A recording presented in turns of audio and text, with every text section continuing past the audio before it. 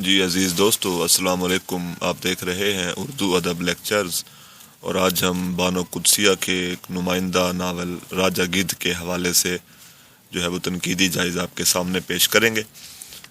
دوستو، 1981 میں شائع ہونے والا یہ ناول راجہ گدھ موضوع اور اسلوب کے لحاظ سے بڑا منفرد ناول ہے۔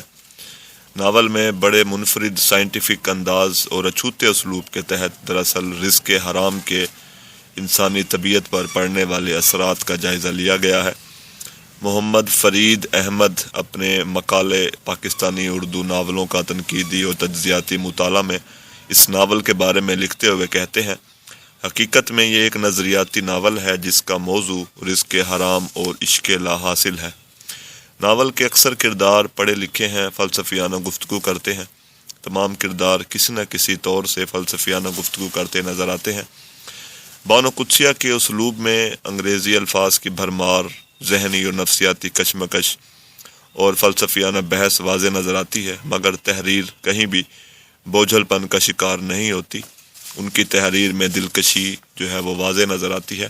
مثلاً ایک اقتباس سماعت کیجیے: پہلا بوسہ، پہلا تحفہ، پہلی مرتبہ اقرار میں گرمیوں کی اولین بارش جیسی کیفیت ہوتی ہے، سارے میں مٹی کی سوندھی سوندھی خوشبو پھیل جاتی ہے۔ تحریر کی چاشنی اور دلکشی اور منطقی انداز بیان کے باعث تمام تر فلسفیانہ بحث تحریر کو بوجھل نہیں بناتی۔ یہ اسلوب کا ہی کمال ہے کہ پرندوں کے درمیان رزق حلال کے حوالے سے ہونے والی گفتگو اجنبی محسوس نہیں ہوتی۔ اردو، ہندی، انگریزی اور سوشیالوجی کی مختلف فلسفیانہ اصطلاحات کا جا بجا استعمال ملتا ہے۔ دراصل وہ اس انداز میں جدید دور کے پڑھے لکھے افراد کی ترجمانی کرتی ہیں جس طرح آج کا پڑھا لکھا گفتگو میں انگریزی اور اردو کے الفاظ استعمال کرتا ہے۔ یہی صورتحال اس ناول میں ہمیں جگہ جگہ دکھائی دیتی ہے۔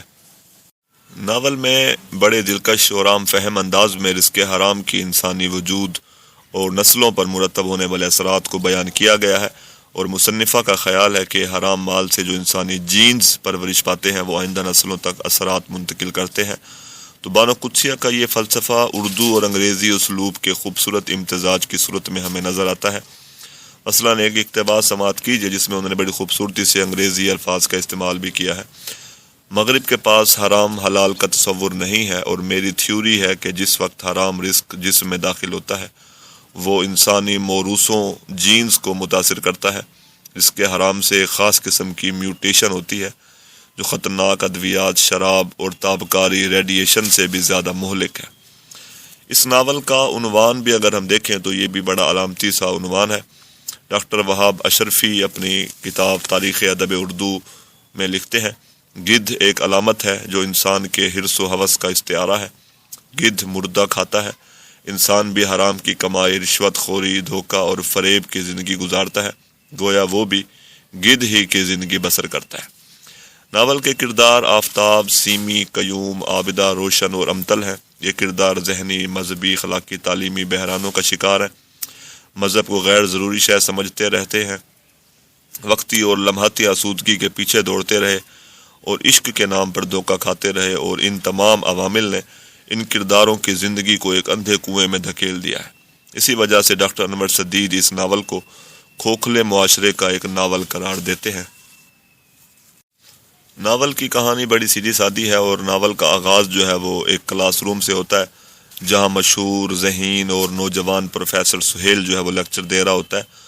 کلاس کے دو طالب علم قیوم اور آفتاب اپنی کلاس فیلو سیمی شاہ سے محبت کرتے ہیں، مگر سیمی شاہ جو ہے وہ آفتاب کو چاہتی ہے، مگر پروفیسر سہیل کے کہنے پر جب آفتاب اپنے خاندان میں شادی کر لیتا ہے تو سیمی شاہ جو ہے وہ نفسیاتی اور جذباتی طور پر ٹوٹ پھوٹ کا شکار ہو جاتی ہے۔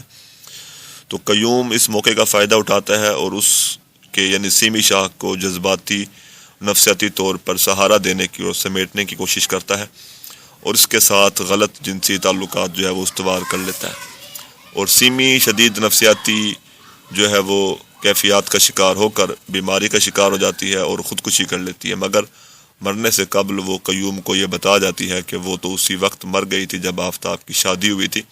اس دن کے بعد سے صرف اس کا جسم زندہ ہے، مگر اس کی جو روح ہے وہ مردہ ہو چکی ہے۔ تو سیمی کے بعد قیوم جو ہے وہ نشے کا عادی ہو جاتا ہے۔ پھر ایک عابدہ نامی عورت قیوم کی زندگی میں آتی ہے۔ عابدہ پہلے سے شادی شدہ ہے مگر وہ اولاد جیسی عظیم نعمت سے محروم ہے، وہ بے اولاد ہے۔ وہ صرف اولاد کی غرض سے قیوم سے جنسی تعلقات قائم رکھتی ہے، مگر احساس گناہ ہونے پر واپس اپنے سابقہ شوہر کے پاس چلی جاتی ہے۔ قیوم جو ہے وہ امتل نامی ایک طوائف سے پھر قرابت اختیار کرتا ہے، مگر امتل جو ہے وہ اپنے بیٹے کے ہاتھوں قتل ہو جاتی ہے۔ قیوم پھر کسی کنواری لڑکی سے شادی کرنے کی شدید خواہش رکھتا ہے، مگر جب اسے یہ معلوم ہوتا ہے کہ وہ لڑکی پہلے سے ہی کسی کو اپنا سب کچھ سونپ چکی ہے، تو پھر وہ قیوم آخر میں ہمیں پاگل پن کی سرحد عبور کرتا ہوا نظر آتا ہے۔ شفیق الرحمان اپنے مقالے اردو ناول میں تکنیک کے تجربات میں اس ناول اور اس کے کرداروں کے بارے میں اور اس کے موضوع کے بارے میں لکھتے ہوئے کہتے ہیں، ناول سماج کے بھونڈے پن، اخلاقی و سماجی بدعتوں اور غیر مذہبی نظام کے ساتھ فرد کے ذہنی انتشار کی بھی بھرپور عکاسی کرتا ہے۔